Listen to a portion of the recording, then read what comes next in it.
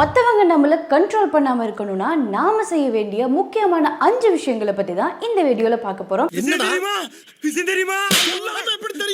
And இதில் வந்து என்னோட ஃபேவரட் 4வது point. So welcome to Meenasri's YouTube channel and you are watching Meena's Paradox, where we talk about the things which don't make sense until they do. மற்றவங்க நம்மளை control பண்ணாமல் இருக்கணும்னா நாம செய்ய வேண்டிய முதலாவது வேலை keep silence. அதாவது சில நேரங்களில் சில இடங்களில் நம்ம அமைதியாக இருக்கிறது தான் அந்த இடத்துக்கான சரியான ஒரு ரியாக்ஷன் அப்படின்னு நிறைய பேர் சொல்லி கேட்டிருப்போம். சில நேரங்களில் மனிதர்கள் என்ன செஞ்சிருவாங்க அப்படின்னா அவங்க மேலே எந்த தப்புமே இல்லை, எல்லா தப்பும் நம்ம மேலே அப்படின்ற காமிக்கிறதுக்காகவே நம்மளை ப்ரொவோக் பண்ணுவாங்க, ட்ரிகர் பண்ணுவாங்க, எப்படியாச்சும் நம்மளை கோவப்படுத்தி நம்ம கிட்ட இருந்து வார்த்தையை வர வச்சு அது மூலமாக நம்மளை கிட்டவங்களாக்கிட்டு போக முடிவு பண்ணிடுவாங்க. அந்த மாதிரி சுச்சுவேஷன்ஸை நிறைய பேர் ஃபேஸ் பண்ணியிருப்போம்.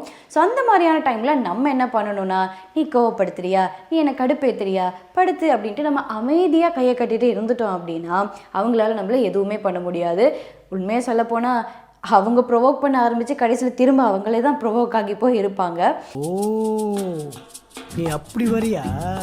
மற்றவங்க நம்மளை கண்ட்ரோல் பண்ணாமல் இருக்கணும்னா நாம் செய்ய வேண்டிய 2வது விஷயம் நெவர் எக்ஸ்பிளைன் டூ மச். எப்போவுமே நம்மளை பற்றி நாம் ரொம்ப எக்ஸ்பிளைன் பண்ண ஆரம்பிக்கக்கூடாது. அப்படி நம்ம ரொம்ப எக்ஸ்பிளைன் பண்ணுறோன்னா இவன் மேலே ஏதோ ஒரு தப்பு இருக்குது, அதை மறைக்கிறதுக்கு தான் இவன் நிறைய பேசிக்கிட்டு இருக்கான் அப்படின்னு யோசிக்க ஆரம்பிச்சிருவாங்க. அப்படி யோசிக்க ஆரம்பித்தோன்னா அவங்களோட கண்ட்ரோல் நம்ம மேலே அதிகமாயிரும். ஸோ அப்படி இல்லாமல் இருக்கிறதுக்கு எப்போவுமே உண்மைங்கிறது ஒன்று தானே. ஸோ உண்மையை ஒரு தடவை சொல்லுங்கள், உறக்க சொல்லுங்கள், உறுதியாக சொல்லுங்கள். ஸோ மற்றவங்க உங்களை கண்ட்ரோல் பண்ணக்கூடாதுன்னு நினைக்கிறீங்க அப்படின்னா don't ever over explain anything. மற்றவங்க நம்மளை கண்ட்ரோல் பண்ணக்கூடாதுன்னா நாம் செய்ய வேண்டிய 3வது விஷயம்தான் டிலே யுவர் ரியாக்ஷன்ஸ். எப்போவுமே நம்மளை சில பேர் வந்து கமாண்ட் பண்ண வருவாங்க, சில பேர் நம்மளை அதிகாரம் பண்ணி எப்படியாச்சும் நமக்கு கீழே இருக்க வச்சிடணும் அப்படின்னு நினச்சிட்டு வருவாங்க. இல்லை பொய்யான விஷயங்களை சொல்லி நம்மளை அவங்களோட பிடியில் சிக்க வைக்க பார்ப்பாங்க. அந்த ஒரு டைமில் அவங்க நம்ம மேலே வீசுகிற அவதூறுகளுக்கு நம்ம செய்ய வேண்டிய ஒரே விஷயம் நம்மளோட ரியாக்ஷன்ஸை ஒரு 5 செகண்ட்ஸ் டிலே பண்ணி கொடுக்கறது தான். ஏதாவது அவங்க சொல்லும்போது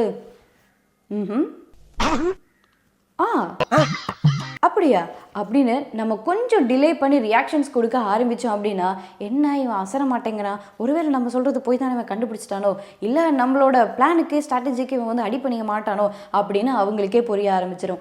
அதை விட்டுட்டு நம்ம வந்து அவங்க சொல்கிறதுக்கு இல்லை அப்படிலாம் கிடையாது, அப்படிலாம் முடியாது அப்படின்னு நம்ம உடனே ரியாக்ட் பண்ண ஆரம்பிச்சிட்டோன்னா இவனை என்னதான் பண்ணி மடக்கணும் அப்படிங்கிறது அவங்களுக்கும் ரொம்ப ஈஸியாக புரிஞ்சிடும். ஸோ இதுக்கப்புறம் உங்ககிட்ட யாராவது கமெண்ட் பண்ண வராங்க அப்படின்னா, இல்லை உங்கள் மேலே ஏதாவது அவதூறு பரப்ப வராங்க அப்படின்னா அவங்கக்கிட்ட ஒரு 5 செகண்ட்ஸ் டிலே பண்ணி ஒரு ரியாக்ஷன் கொடுங்க.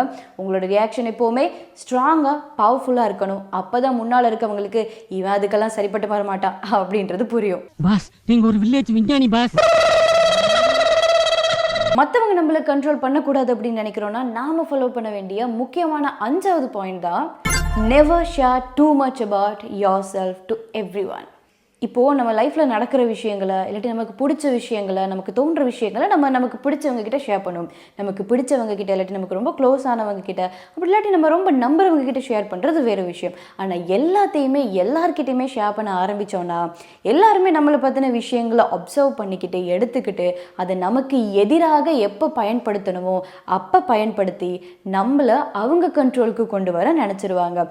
இந்த மாதிரி ஒரு விஷயம் நடக்கக்கூடாது அப்படின்னா நம்ம யாருக்கிட்ட என்ன விஷயத்த எப்போ சொல்கிறோம் அப்படிங்கிறத தெரிஞ்சுக்கிட்டு புரிஞ்சுக்கிட்டு நம்ம சொல்லணும், பேசணும்.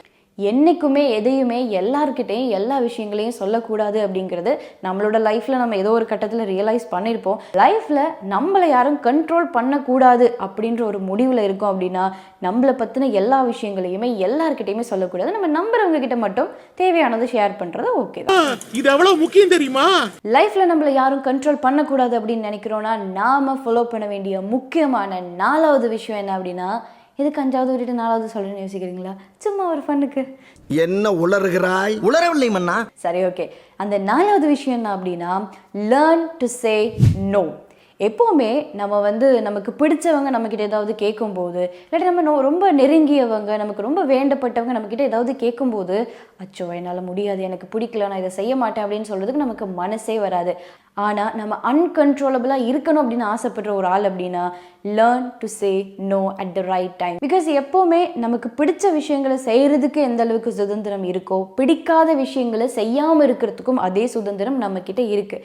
நமக்கு பிடிச்சவங்க அப்படிங்கிறதுனால, நமக்கு வேண்டப்பட்டவங்க அப்படிங்கிறதுனால நம்ம நோ சொல்ல தெரியாமல் எஸ் சொல்கிறோம் அப்படின்னா நாம் அவங்க கண்ட்ரோலில் இருக்கோம். நமக்கு ரொம்பவே பிடிச்சவங்க இல்லாட்டி நம்ம நலன் விரும்பிகள் அப்படின்னா நாம் அவங்க கண்ட்ரோலில் இருக்கிறத அவங்களே விரும்ப மாட்டாங்க.